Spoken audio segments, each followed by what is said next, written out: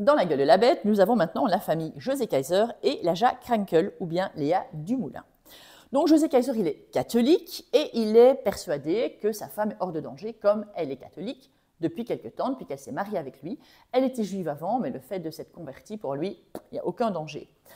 Et donc, à un moment donné, il va se rendre compte que ce n'est absolument pas le cas. Et donc, Laja Krenkel, qui devient Léa Dumoulin, en fait, elle est quand même en danger. Pour se marier tous les deux, ils ont dû affronter et s'opposer à leur famille. Laja s'est donc convertie au catholicisme, elle s'est mise à dos aussi toute sa famille, ce qui montre que l'amour qu'ils ont l'un pour l'autre, vu les difficultés et de devoir s'opposer à tous ceux qu'ils aiment et à leurs amis, eh bien, ils s'aiment très très fort. En fait, Laja Krenkel, donc Léa Dumoulin, à un moment donné, elle est inquiète, donc elle doit bien sûr se cacher. On dit, tu ne peux plus sortir, tu ne peux surtout pas aller à Liège, parce que dans les villes, c'est beaucoup trop dangereux, il peut y avoir des rafles, on peut demander à n'importe quel moment les papiers d'identité, donc surtout, pas de risque, et surtout ne pas aller à Liège.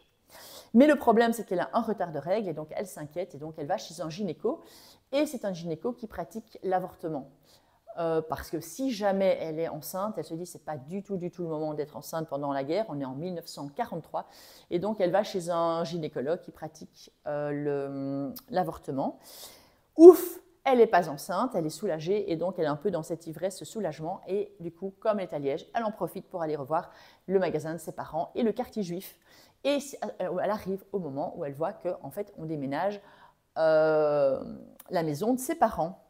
Ce qui fait qu'évidemment, ça se voit très fort, elle est là en faisant oh, comme ça, et il y a justement Bowman, qui est donc le délateur, le collabo, qui la voit et qui va la suivre. Et donc, en fait, elle va devoir essayer d'y échapper, et à partir de là, il y a les problèmes qui commencent. Et donc, Laja Krenkel s'est fait repérer, elle va devoir fuir. Elle va avoir le réflexe de fuir quand il y a Oscar qui lui dit que la Gestapo est là.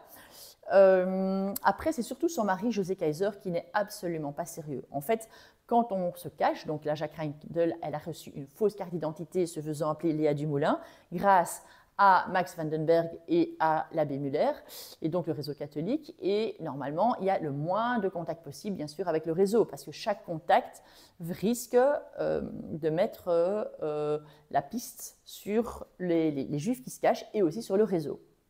Et lui, il n'obéit pas, parce que du coup, il se rend compte que si sa femme est en danger, ben, il va appeler le réseau, il appelle Max Vandenberg. Quand il est arrêté, par après, il va directement chez Maître Desnoyers. Et donc, en fait, on apprend, c'est qu'il va trahir Max Vandenberg, qui est arrêté à cause de Kaiser, qui préfère vendre le réseau que vendre sa femme, d'une certaine manière. Alors, est-ce qu'il a vraiment vendu en disant le nom ou pas? En tout cas, clairement, il a été tellement imprudent qu'on a repéré Max Vandenberg. Lui, il se dit à un moment donné aussi, naïvement, mais en fait, c'est peut-être l'archevêché qui nous a aidés, qui est intervenu pour libérer, parce que Laja Krenkel, ben, c'est quand même aussi une catholique. Ils sont très naïfs, bien sûr, ce n'est pas du tout le cas, mais on peut se dire aussi qu'il a trahi et qu'il a donné le nom de Max Vandenberg.